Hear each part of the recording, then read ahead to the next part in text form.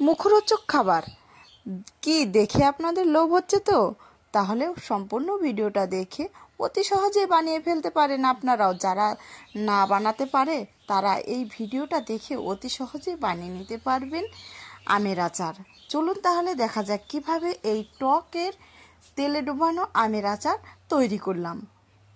আর তার জন্য আমার সাথে থাকতে হবে আর পাশে থাকতে হবে। কিভাবে টক আমের আচার তৈরি করলাম। আগে টক ঝাল মিষ্টি দেখিয়েছি, এখন আমি টক আমের আচার করে দেখাচ্ছি। চলুন তাহলে দেখা যাক।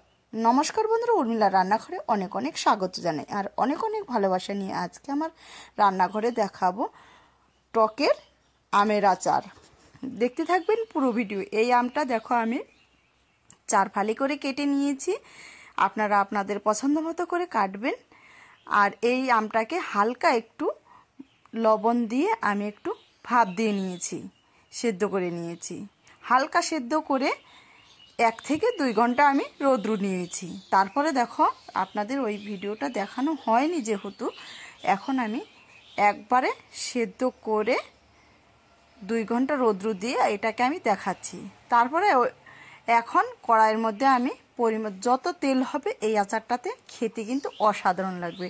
মুড়ি দিয়ে হোক আর যেভাবেই হোক, ভাত দিয়ে হোক, যেভাবে খেতে ভালোবাসেন আপনারা, খেতে কিন্তু অসাধারণ লাগবে। তেলটা কিন্তু বেশি লাগবে। আমার কাছে তেলটা একটু কম আছে দেখে আমি একটু কম দিলাম। দেখো তেলটা অনেকটাই হিট হয়ে গেছে।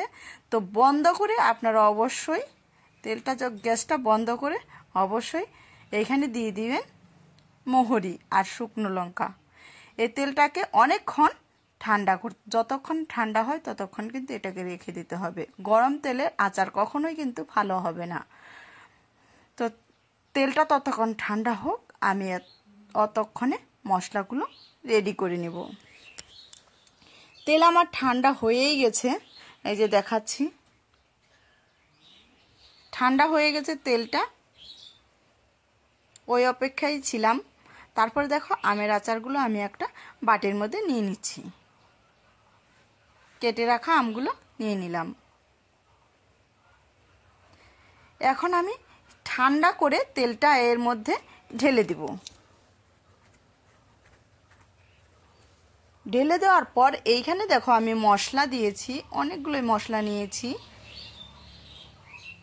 মশলা দিচ্ছি এখানে জিরে, ধনে আর শুকনো লঙ্কা আর জিরে। তারপরে দিয়েছি মহুরির গুঁড়ো।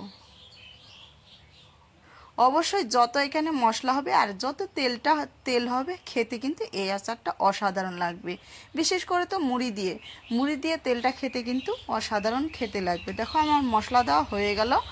এইখানে অবশ্যই আপনারা লবণটা ভেজে নেবেন। ভেজে তারপরে পাটায় বেটে হোক মিক্সিতে হোক দিয়ে গুঁড়ো করে নেবেন।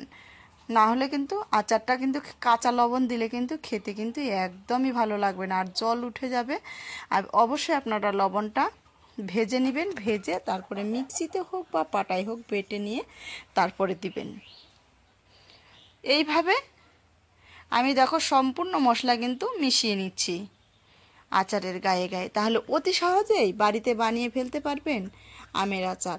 যারা না বানাতে পারেও তারাও কিন্তু এই রকম পুরো ভিডিওটা দেখে বাড়িতে একবার হলেও বানিয়ে নিতে পারবেন। এত সহজ আচারটা বানাতে।